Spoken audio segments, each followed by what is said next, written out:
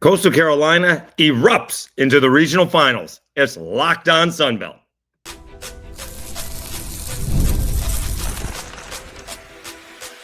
You are Locked On Sunbelt, your daily podcast on the Sunbelt Conference, part of the Locked On Podcast Network, your team every day.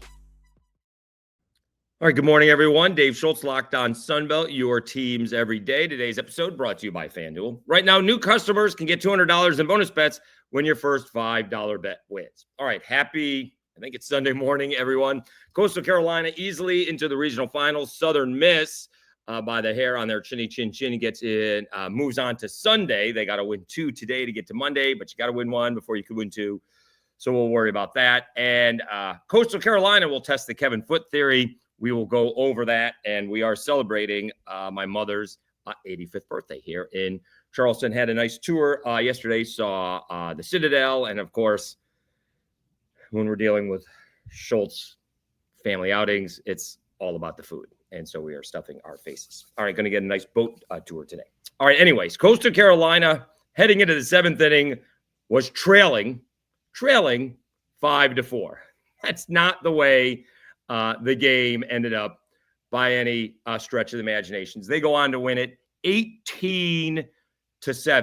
They score 6 in the 7th inning, 5 in the 8th inning, 3 more in the 9th inning, 18 runs on 20 base hits. They leave 10 on base. The big base hit was Colby Thorndyke's, among many, was Colby Thorndyke's grand slam, turning a 5-5 ball game into a 9-5 ball game.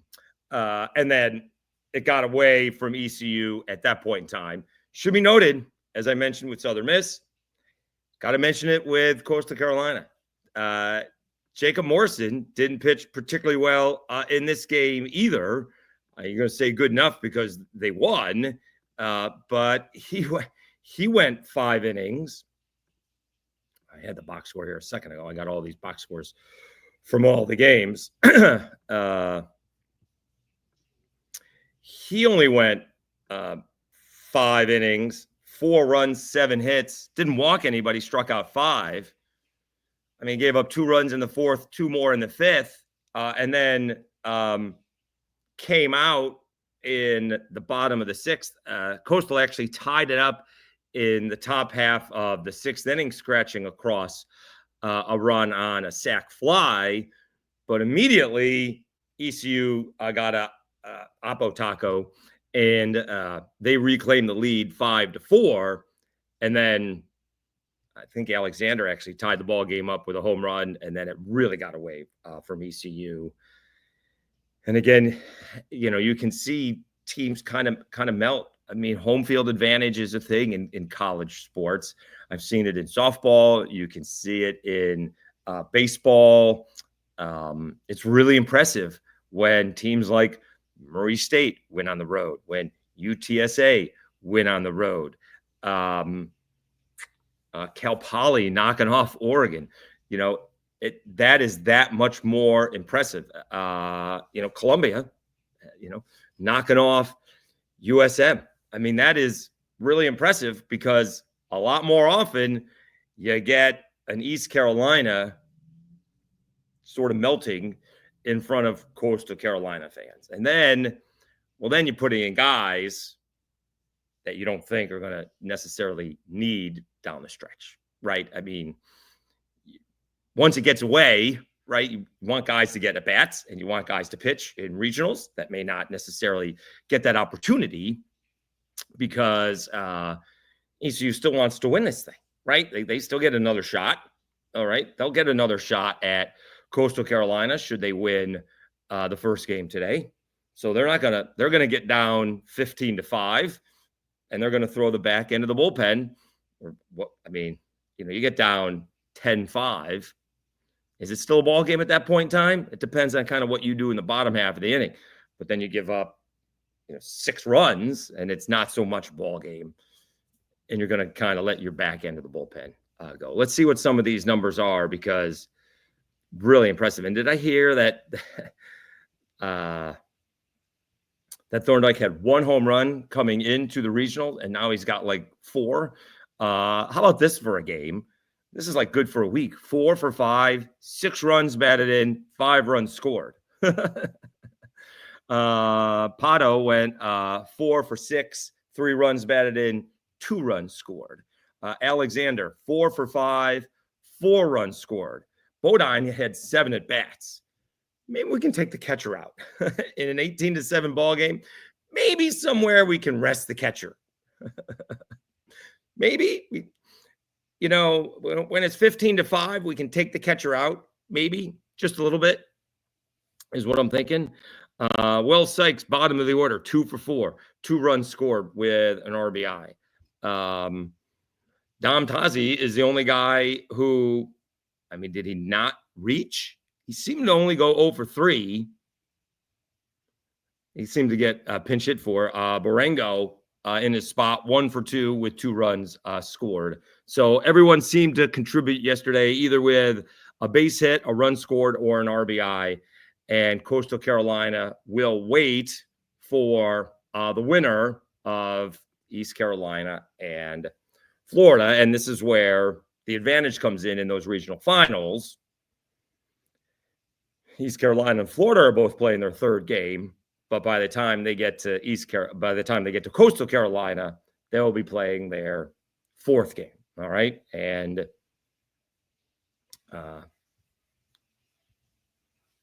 Coastal Carolina will have Riley Eichhoff, 3rd starter, and you know we'll see if they can finish it off against what is going to be their 4th starter.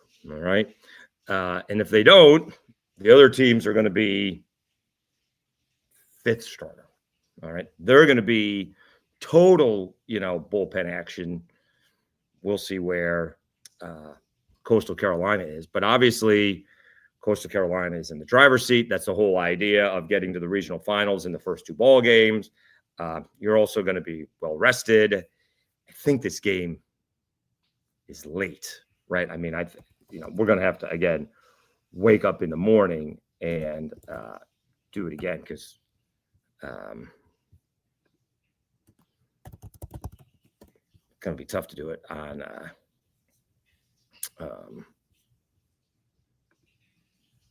like midnight tonight if that's the time of the game. Game 4 is at well, no, that's the wrong one. Got to go through all of them. I loaded all of them. Oh, here we go. Game 6 on Sunday is at 6 p.m. So we may be able to do that. We'll see when the Southern Miss game finishes up. So game 5 is at 1. So game 6 is at 6 p.m. So that game is actually relatively early. The Southern Miss game may be late. All right. Speaking of Southern Miss, let's talk about them. As they had a win and move on.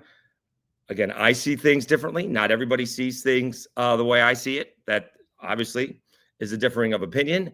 The most important thing is that they won. You don't get bonus points for winning, although if you do win easily, you get to save the bullpen. So that's a thing. But let's talk about them right after I tell you about FanDuel.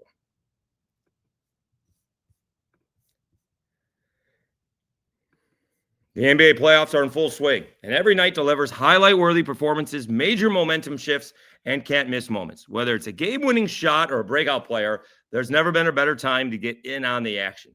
FanDuel makes it easier to stay in the game before tip-off and live. With player props, performance trends, and same-game parlays, fans have more ways than ever to play smart and win big. I'm going to go against the grain. I'm going to take the Pacers in 7. I think they're really good. I know OKC is the favorite. I'm going to take the Pacers in 7, sucking up to the nephew just a little bit.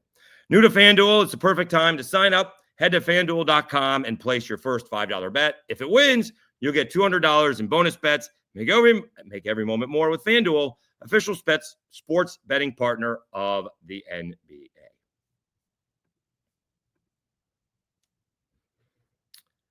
All right, Dave Schultz, Locked On Sunbelt, your teams every day. All right, Southern Miss wins 6-5. Win and move on.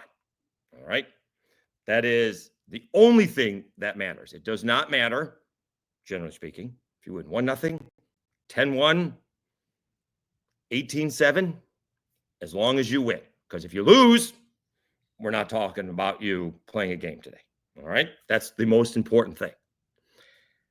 Like Jacob Morrison, I don't think J.B. Middleton pitched all that well.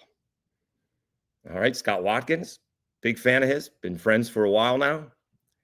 You can tell me that he only gave up 2 hits in the first 5 innings. Those 2 hits were home runs. They weren't singles off the end of the bats. They left the ballpark. One of them who left the ballpark was the first home run of the season for the Alabama kid. Wind's blown out. I get it. All right.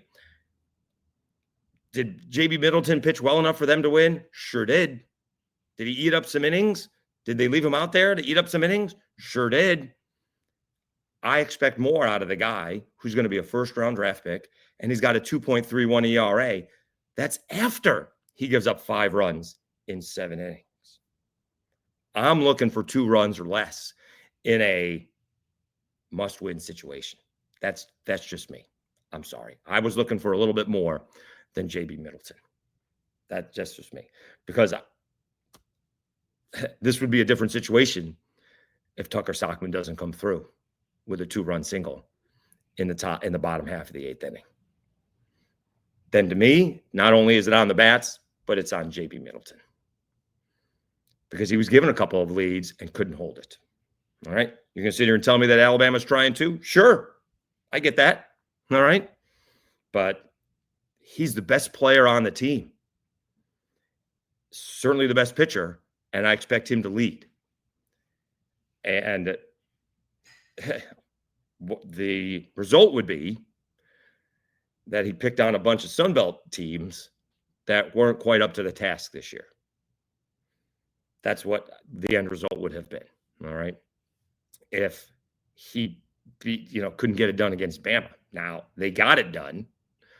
Again, he pitched well enough to keep him in the ball game. I don't think he pitched particularly well. He wasn't awful. It wasn't 7 runs in 2 innings.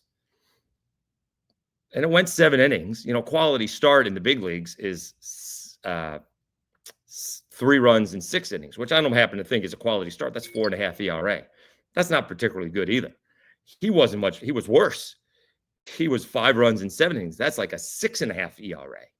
He gives up 2 runs a game. He wasn't particularly good. All right. Again, not awful, but I don't think he was particularly good. All right. However, Nick Monastere saved him. Jake Cook, what a didn't play a great center field. I thought against Columbia in the first game, letting a flare fall in, pulls a Kelly Leak reference. What is that? Like a 50-year reference, and saves Carson Pato over there and makes a catch in right field because Carson loses it in the sun. All right. And they just kept on coming and coming and coming. And finally, Tucker Stockman with what was a great piece of hitting. All right. That's a tough pitch on a 1-2 slider. Rob Vaughn, the Bama coach, is going to have to answer for that one. We're worried about Pato hitting a 3-run home run. The guy's I thought it was a 2 for 21 or 2 for 23 slump. And we're worried about the guy hitting it 400 feet when a single is going to do the job. And Tucker Stockman is hitting like 330. Tucker Stockman's hitting 330. Exactly. And that's after going 1 for 4. All right. That's the same. And so, yeah, you're going to have to come up. And he's going righty lefty. You got the all-time Alabama saves leader out there, single season saves leader. And he doesn't have faith to get the guy who's in a 2 for 23 slump. No, I mean, if this was lockdown Bama, we'd have a couple things to say about that. So Tucker Stockman comes through, and Southern Miss advances to today, where they do have to play 2 ball games. And again, you can't win 2 unless you win 1. And it happens to be so. The first one is at 2 p.m. Central Time. The second one is at 6 p.m. Central Time. So actually, we may be able to get the podcast done tonight because one's playing at 6 Eastern and one could be playing at 5 p.m.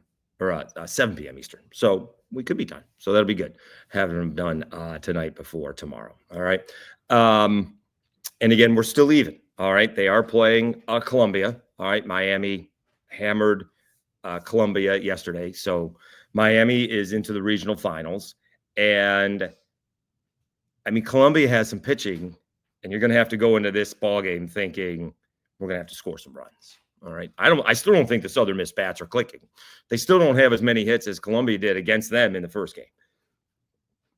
Right. I still think we're sitting at 13 base hits. Yeah, they still have 13 base hits in the 2 ball games. Columbia had 16 in the first game. You're going to have to go into this ball game, and you're probably going to have to put up some runs. If the pitching comes through, great, but I'm not going into this ball game thinking we're going to win this 3-2. I'm thinking this ball game's got 9-8 written all over it. Because if you look at the Columbia pitching, their ERAs are huge. All right, and they can score some runs, although they didn't yesterday against Miami. So I like Southern Miss's chances to win this ball game. Then we'll see if they can piece together some pitching against Miami. I'll worry about Monday on Monday. All right. We'll see what Miami has come Monday if they get that far. All right. Still, we're even pitching. All right. Southern Miss is in their 3rd game. Columbia is in their 3rd game. The advantage doesn't come for Miami until we get to Sunday night. All right. So you worry about Sunday night. It's Sunday night. You can't win 2 unless you win 1. So win this first ball game, which I think they will, and then see if they can piece it together.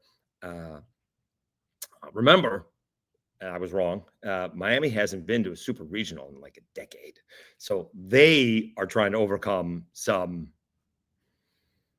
history as well. Whereas I believe Southern Miss, I think, has some history. They have lost the first game and advanced to a super regional. So Southern Miss has been in this position before, and you just concentrate, tunnel vision, again, that cliche, 1 game at a time, and worry about this first game first, and you worry about that second game second, hopefully carry that momentum in from that first game into that second game. All right. We'll preview Sunday's action coming up. We will test that Kevin Foote theory. Coastal Carolina is going to put that to the test. We'll explain the Kevin Foote theory, if you don't know it, right after this. I'm going to thank Scott Watkins. All right. After my short telling everybody Southern Miss advances and what I didn't think was a very pretty ball game, had about 500 to 600 views. We now have 3,500 views because Scott Watkins engaged.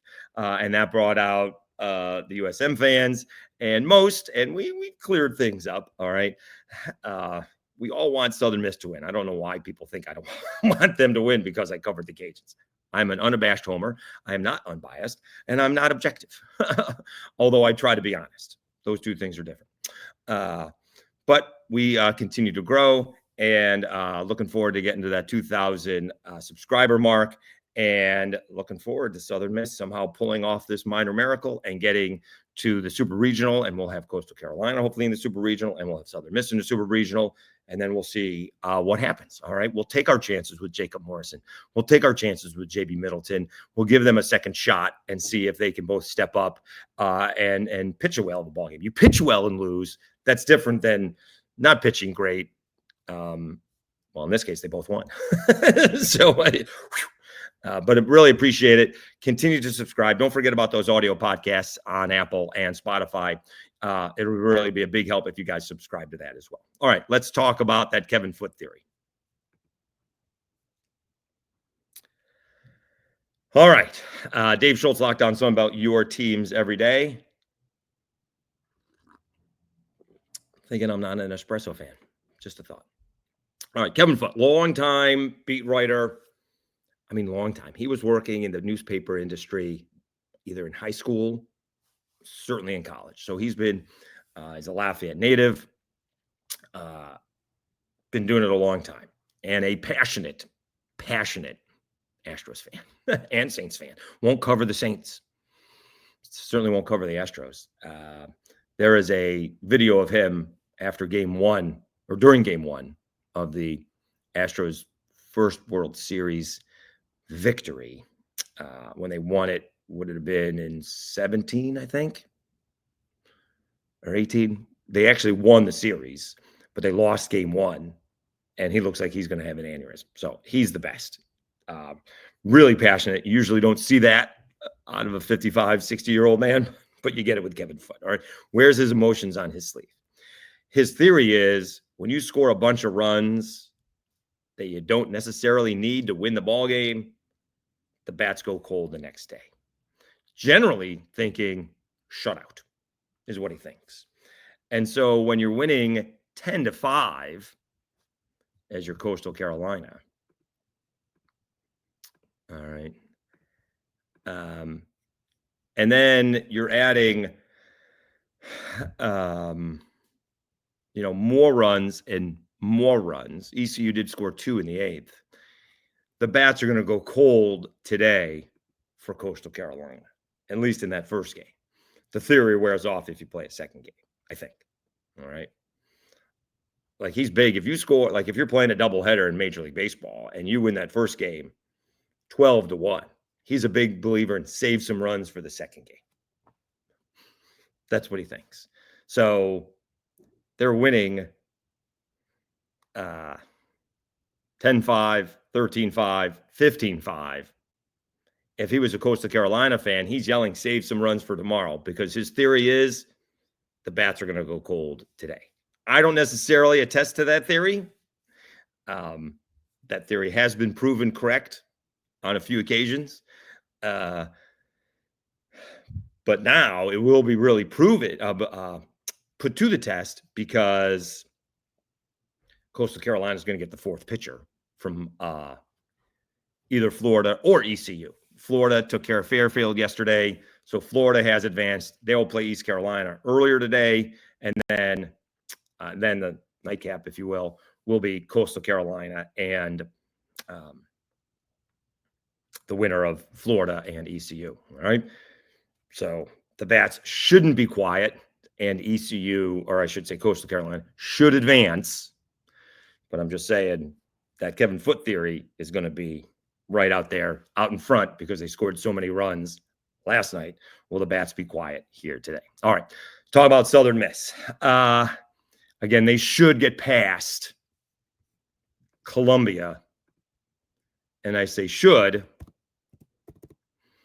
in the first game today. All right. We'll worry about Miami later. Okay. Joe Sheets, if he's starting, he's got a 6.67 ERA. Brendan Murphy's made 3 starts. He's got out of 11 outings, 4.72 ERA. Otherwise, you don't have a lot of guys who have a lot of starts and who has got good ERAs. Southern Miss should win this ballgame. All right. And then see if they can grind one out. All right. It really will be, could be 9 pitches, could be 9 pitchers, right? We just need to figure out how to get 27 outs, right? It's not one of those things where we have to count down the clock. We got to count 27 outs. Who can get us 27 outs? Do we put a pitcher in, stay the hot hand? I need 27 outs, but I will worry about that Miami game later on. I need the bats to come alive. Tucker Stockman really got the first clutch base hit, I think, of the weekend for Southern Miss. The other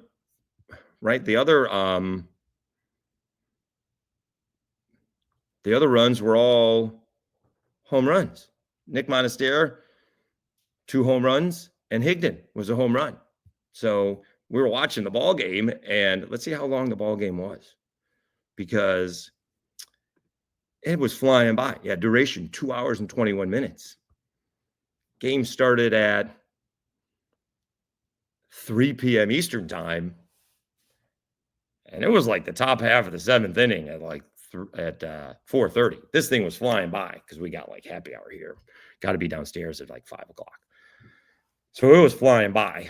And there really wasn't any rallies until like the 8th inning for Bama, and then the bottom half of the 8th inning or 7th inning for Bama, and then like the 8th inning for Southern Miss. So again, take care of business early on, and then we'll worry about Miami later on. All right. And I think they will take care of Columbia, and then see if you can manage Miami. All right. They put themselves in a hole. I think they can dig themselves out of a hole. It evens up a little bit if you get to Monday, because then all of a sudden the pressure turns. Obviously, you're on day 5 of pitching, but then Miami is going to be in that spot where they didn't get a chance to wrap it up. So the tide turns a little bit, no pun intended. But I think it's a good shot that if they can beat Columbia and somehow manage to get and beat Miami, get to Monday, they'll have a little momentum on their side. Of course, momentum is, your next day starting pitcher, and it's going to be tough for Southern Miss to figure out what's going on Monday. But just take care of Columbia. Again, my mantra, you can't win 2 today until you win 1. And I think they'll win 1. They'll figure out how to win 2 at that point in time. And I think the Sun Belt they certainly have a very good shot to get at least 1 into the Super Regional. And we could have a Blackerby Schultz crossover episode. Boy, if we can get Blackerby and Double D, and maybe I can get a little 2-step in action in next week. Maybe Crosby on the show. I mean, we could have 4-box action going in. I'd be honored. All right. Talking Auburn and Coastal Carolina with those guys, because that would be a great series. All right. That's going to be a great series if it gets that far. All right. We're ways away from that. We gotta get a couple of wins, and obviously Southern Miss has to figure out a way just to get to Sunday evening. Meanwhile, Monday and a regional win. So, all right. Thanks so much. Family is waiting for me at breakfast. Enjoy the ball games today. I think Coastal Carolina takes care of it in 3, and we'll see if Southern Miss can force a Monday winner-take-all ball game. I think they get to the evening game against Miami, and then we'll see what happens from there. Thank you so much for tuning in. You've been watching Locked On Sunbelt, your teams every day. We'll talk to you again on Monday.